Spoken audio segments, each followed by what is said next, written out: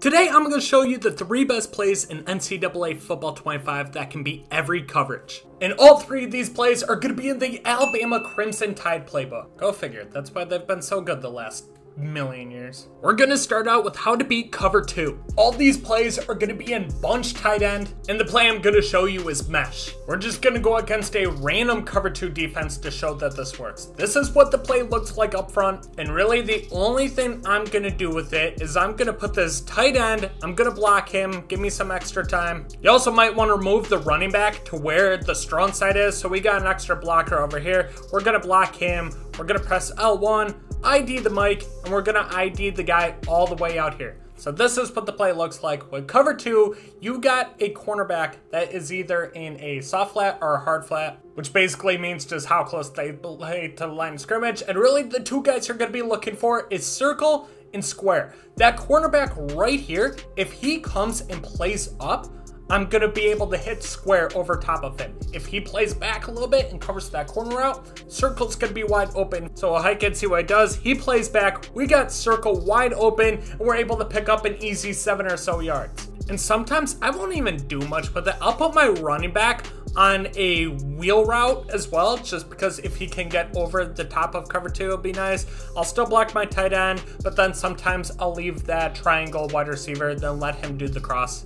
They just give me an extra guy to target. We got circle open again. You're not gonna get a lot of yards with circle, but he's gonna be open just about every single time that you run this play. I want him to come up so I can try to hit square. We're not gonna be able to hit square. He still plays back, so you see how much more contested that ball is. What I like to do is if I don't block X and have him come across the line a little bit, so I did Mike, just give me some extra time block, I can use X as a blocker. So we'll just wait a little bit. We got circle wide open, and then he can just come around, and sometimes he'll get a nice little block to pick up a few extra yards as well. But you see how he came up, and now all of a sudden I have X wide open. It was just a really bad throw. I meant square wide open. He's blitzing off the edge a little bit, but now we're able to have X come and block, which helped me break that tackle and pick up an extra 12 yards. This has been open every single time. So this is a really boring play, but eventually when they come and play up a little bit, you will be able to hit square, and that's where the big gain is. Another thing I like to do versus cover 2 is I'll run this PA verticals play, and same thing, we'll just go against a random cover 2 play, but you'll block your running back, you'll put X, you want to ID the mic, which just gives you more time. They'll like generally double team that guy, and then I will motion this guy out over to the outside a little bit, and then because cover 2, the corner only covers this small area of the field, he doesn't like go way back like the safety is gonna. This safety is going to take this triangle receiver, and then watch how open he is on the corner. You see, as long as I can get a good throw, he's gonna be open every single time. That was not a good throw. So long as it's cover 2 and that the corner doesn't go back, he's gonna be wide open just about every single time. You'll more than likely have to possession catch it, but every once in a while, you'll be able to rack catch it. So this is gonna be a big play versus cover 2. The other play is a good way to just kind of nickel and dime your opponent versus cover 2, and you see right there, we're able to end it with a touchdown. So 2 really good plays that can help you torch cover 2 defense. Today's video is sponsored by SeatGeek. Baseball season is here, and SeatGeek's gonna be your #1 spot for finding tickets to any game for any ballpark you want to go to. My favorite part about SeatGeek is that this little icon right here is meant to tell me just how good of a deal I'm getting on these tickets. Takes all the guesswork out of finding out if you're getting a good deal or not. Use code Bkindel at checkout, and it will take $20 off your first purchase. Click the link down in the description. Now what about versus cover 3? This is a money play right here, and it's called Deep Smash. So this play looks like this up front, but it's going to look nothing like this. So before you hop into it, there's a lot of adjustments with this one. You'll probably want to hop into practice and test it out. But what you're going to do is you are going to motion the running back over to the outside.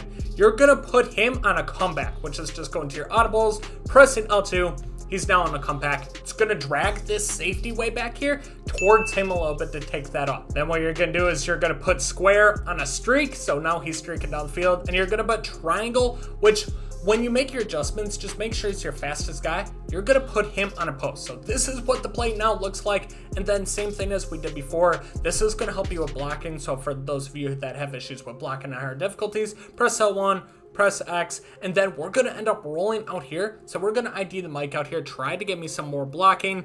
See, we're able to roll out now, and you see how open this wide receiver is. It was a little closer than I thought it was going to be. It all happened because that safety took out that comeback route. So yeah, once you get used to it, you're going to be very, very fast at being able to make the adjustments, and really, you can do whatever with circles. So if I think they're going to try to take it away, I'll put them on a drag or something just to give me an extra line or guy that I can throw to as like my check down in case everything's taken away. So I think they're going to send some kind of a blitz here, so we'll put that on that, and then we'll be able to roll out.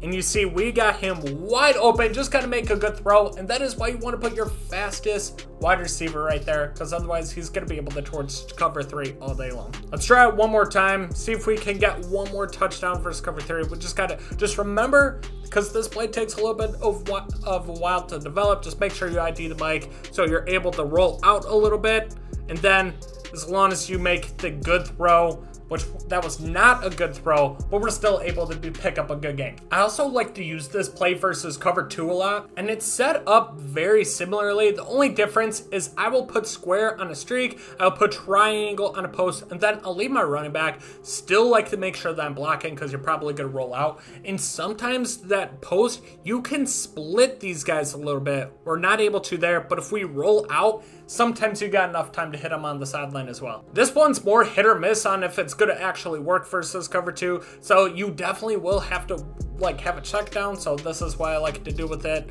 So let's see if we can now roll out. And sometimes cover 2 is going to be wide open. Other times you're going to have a very hard time hitting it. So we went over cover 2. We went over cover 3. Now let's go over a man beater. So we're going to actually use the play that we went over to beat cover 2. And that's going to be mesh. So now let's just go over any kind of man. We'll just do against blitz. We're going to have a blitz. We're going to have a lot of pressure coming. So this is play we looked at. We already saw how it's set up versus cover 2. So this is what makes this play really good. Is now instead, I'm going to put circle on a zig route, which is already a man beater in itself. So just to show you, yeah, he's wide open. We just got to get rid of that X route. So let's just block X, put him on a zig, and now he should be wide open when we hike this, as long as he can beat his man. And yeah, so he'll be able to pick up a few yards there, and if you have somebody fast, can be a lot more too. So very easy to beat blitz just with that alone. But now you know they're blitzing. This is clearly a blitz formation. So I'll put him on a zig. We'll put X to block tight end. We still got the crossing route, and let's just run this guy in a streak. Just get him out of the way.